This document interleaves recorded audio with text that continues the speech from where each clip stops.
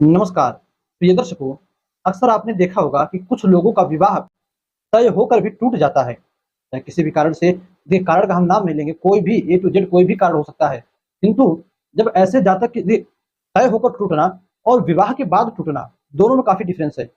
पहले टूट जाए इससे बहुत कुछ भिन्नता होती है और विवाह होकर टूटे उसमें बहुत भिन्नता होती है। तो भाई इस समय सभी बुद्धिजीवी हैं, सभी समझते हैं क्या भिन्नता होती है, क्या जो है बदलाव होते हैं, तो हमें उस पर कोई डिस्कस नहीं करना है। हमारे ज्योतिष शास्त्र के अंतर्गत कुछ ऐसे सूत्र हैं, कुछ ऐसे योग हैं कि जिस भी जातक लड़के या लड़की की जातक या जातिका की कुंडली में बने, कोई भी हो, लड़का हो या लड़की हो, तो उन लोगों का विवाह तय होकर भी टूट जाता है।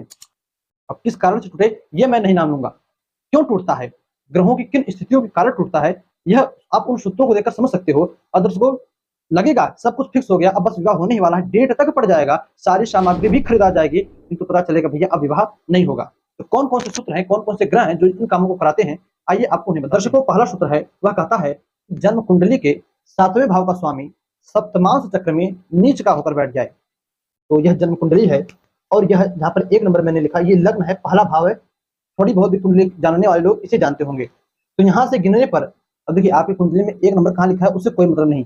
आप देखिए कि आपकी कुंडली में यह यह जो भाव है, यहाँ पर मैंने टिक लगाया, 7 नंबर भी उससे मतलब नहीं। ये जो मैं जहाँ पर टिक लगाया है, इस भाव को सप्तम भाव कहते हैं।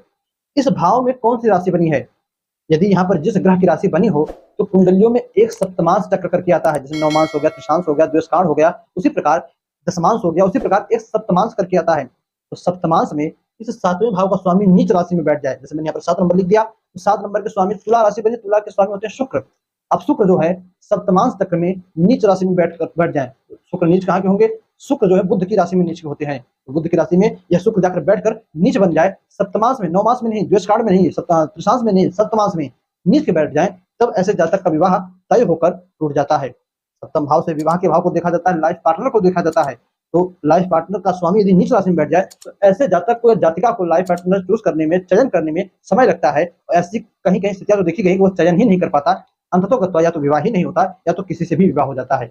पहला सूत्र था। दूसरा सूत्र कहता है दूसरे भाव का स्वामी अकेला 7वें भाव में हो, शनि जो है पंचम भाव अथवा दसम भाव में नीच के या वक्री के होकर बैठ जाए। तो ये हो गया दूसरा भाव। इस दूसरे भाव के स्वामी कुंडली के 7वें भाव में अकेले बैठे हों। तो देखिए यहाँ पर मैंने 2 नंबर लिखा है, क्योंकि पहला भाव ये हो गया, एक राशि लिखी, यहाँ पर दूसरा भाव हो गया क्योंकि मैंने 2 नंबर लिखा। तो इस 2 नंबर के स्वामी बनते हैं शुक्र। शुक्र जो है अपनी ही स्वराशि में, अपनी ही राशि में सप्तम भाव में बैठ जाए। तो ऐसा शुक्र भी अपने घर को खराब कर देता। वैसे देखिए अपने घर को तो कोई नहीं खराब करता, किंतु ये शुक्र अकेला बैठ जाए। और इसी शुक्र के साथ साथ शनि जो है कुंडली के पंचम भाव में या कुंडली के दसम भाव में नीच के होकर बैठ जाए। तो शनि नीच के कहाँ के होते हैं, पुनः ध्यान दीजिए, तो शनि जो है मेष राशि में नीच के होते हैं। तो अब मेष राशि कहते हैं 1 नंबर को। तो अब चाहे आपकी कुंडली के पंचम भाव में 1 नंबर की राशि बन जाए या कुंडली के दसम भाव में 1 नंबर की राशि बन जाए, मान लीजिए दसम भाव में 1 नंबर की राशि बनी तो 1 2 3 4, आपके यहाँ पर 4 और यहाँ पर 5 नंबर बनेगा। तो 5 नंबर यानी सूर्य जो है सप्तम भाव में बैठे, और यहाँ पर 1 नंबर बने तो 1 12 11 10, यहाँ पर शनि की राशि बनेगी और शनि द्वितीय होकर कुंडली के पंचम भाव में बैठेंगे। तब दर्शकों ऐसी स्थिति में यह जो है यह भी योग बनता है कि जातक का विवाह या जातिका का विवाह तय होकर टूट जाए। सूत्र क्या था दूसरा, समझ लीजिए। दूसरे भाव का स्वामी अकेला कुंडली के सप्तम भाव में बैठे, शनि पंचम भाव में या दसम भाव में नीच के होकर या वक्री होकर, नीच के हो अथवा वक्री हो, बैठ जाए, तब ऐसी स्थिति में जातक का विवाह तय होकर टूट जाता है। दूसरा सूत्र हो गया। जो तीसरा सूत्र है, जन्म कुंडली में आप श्रवण नक्षत्र में जन्म लिए हो, कुंडली में अपने देखिए अवगाढ़ा चक्र में किस नक्षत्र में आपका जन्म हुआ है। यदि श्रवण नक्षत्र में जन्म हुआ है और कुंडली में मंगल तथा शनि युति करके बैठ जाए, श्रवण नक्षत्र का जन्म हो, मंगल शनि युति करके कहीं पर भी बैठ जाए, ऐसी स्थिति में भी विवाह तय होकर टूट जाता है। चौथा जो सूत्र है वह कहता है कि आप मूल नक्षत्र में जन्मे हो।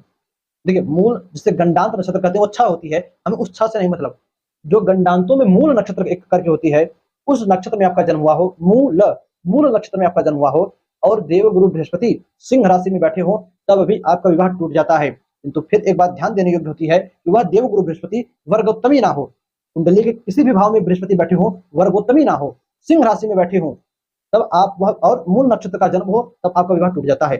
पांचवा और आखिरी सूत्र है वह कहता है कि आप अपने जन्म नक्षत्र में देखिए कि सूर्य किस नक्षत्र में बैठे हैं।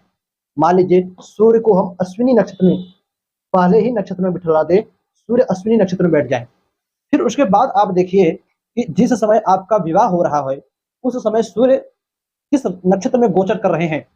जिस नक्षत्र में सूर्य गोचर कर रहे हैं, अपने जन्म नक्षत्र सूर्य से गिनिए। यदि गिनने पर 2, 7, 12, 17, 22 और 27, यह 7, 2, 7, 12, 17, 22, 27 इन नक्षत्रों में सूर्य गोचर कर रहे हो।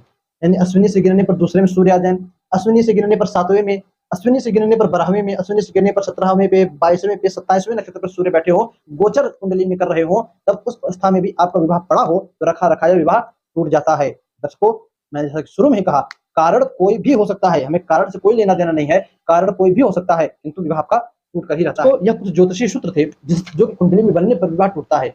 दर्शकों, यदि आपका विवाह बार बार टूट रहा है तो आप देखिए इनमें से कौन सा सूत्र आपके साथ घटित हो रहा है, बन रहा है।